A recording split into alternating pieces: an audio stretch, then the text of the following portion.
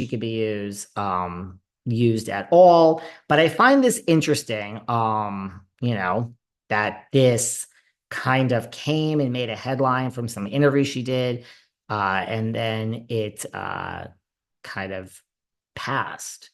Uh, so that's it. That's all I wanted to bring up. It's a good season.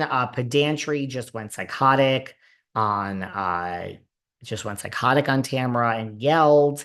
And I think she and Heather kind of belittled Jennifer Pedantry to say. I think Heather was said, I didn't know Jennifer yells that could yell that much. I mean, you had, first of all, talk about toxic. I mean, didn't you learn anything from fucking New Jersey and Louis Aurelius and Margaret and Teresa?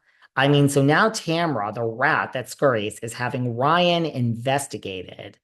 And of course, Pedantry goes psychotic.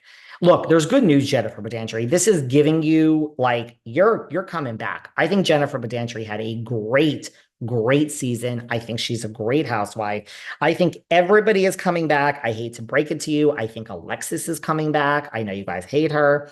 I think everyone's coming back. I think Alexis, think about what a friend of does. Alexis did more as a friend of, and yeah, you could say it was all related to Shannon, but not really. She's getting married now to John, and I mean, she's known Heather forever. She has history with Tamara. Picture Alexis as a friend of, and now picture like a full-time housewife like uh Anne Marie Wiley. Okay. You know what I mean? She has done more than past RHOC housewives. No offense, Peggy Sulahian, who was on her show. So let's just be honest. I think everyone's coming back. You know what I'm saying?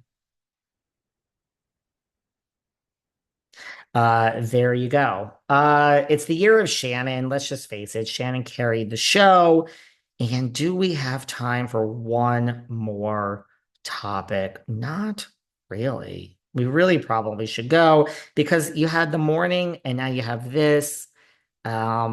All right, we'll do one more thing to make you guys happy. One more thing, and it's a good one. I'm sure you've seen by now. Now, first of all, Sarah, and we'll cover this with Sarah too. So Sarah is like new best friends with Jim Bellino. He was on her podcast.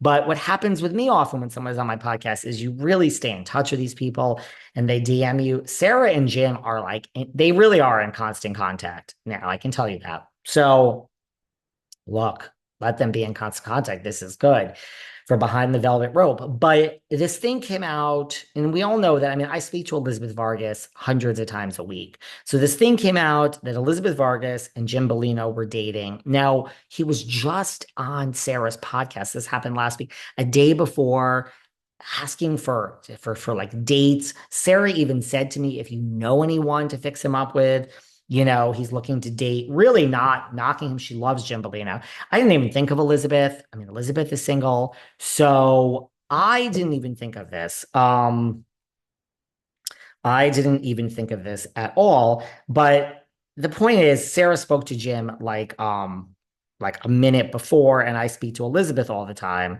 So neither of them admitted, like neither of them said this. So this came out on TMZ that Elizabeth and Jim Bellino are dating. Everybody slept into my DMs.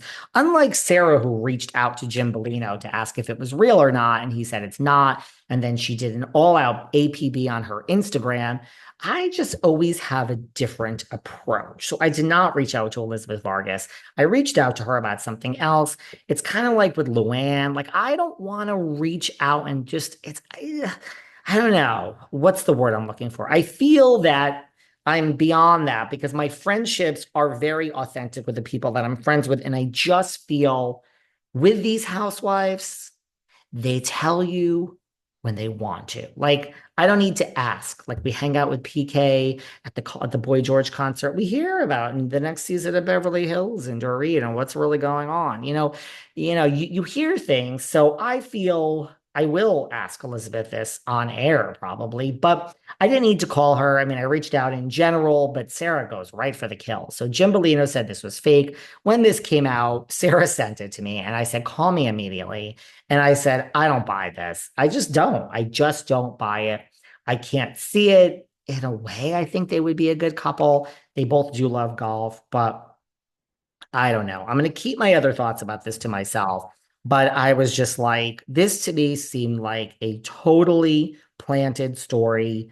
It got a lot of press. I mean, look, it's not going to happen. Did I mean, did Elizabeth know that this was going to get a ton of press? Yes. Did Jim Bellino know that this was going to get a ton of press? Yes. Am I calling my good friend Elizabeth a fame whore? Am I calling Jim Bellino a fame whore? I wouldn't go that far, but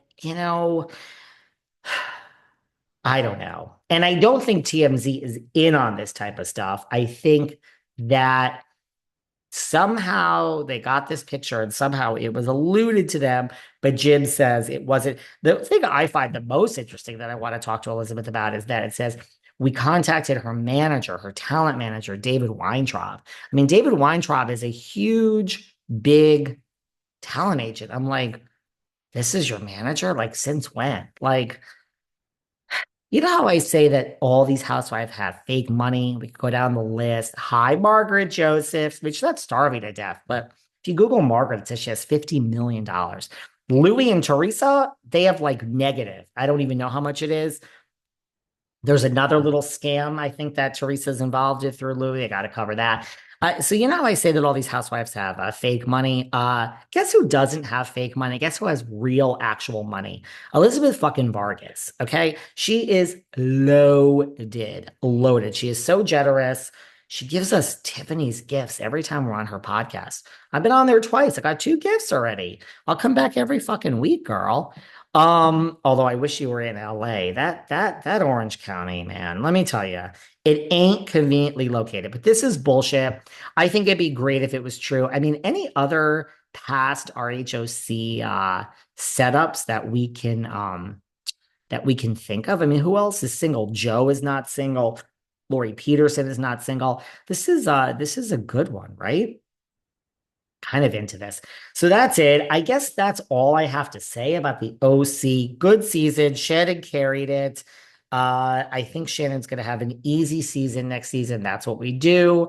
I don't know. There you go. If you haven't heard part one, it was this morning. This really was not meant to be a two-parter. Sarah is like demanding I talk about this and Jennifer Aydin later this week.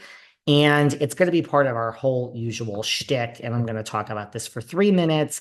So I wanted to talk about it here. I hope everyone is still awake. The sun is coming up. The sun is up. I love you all dearly. So I wish Tamra the best of luck on this journey. I don't buy a word of it.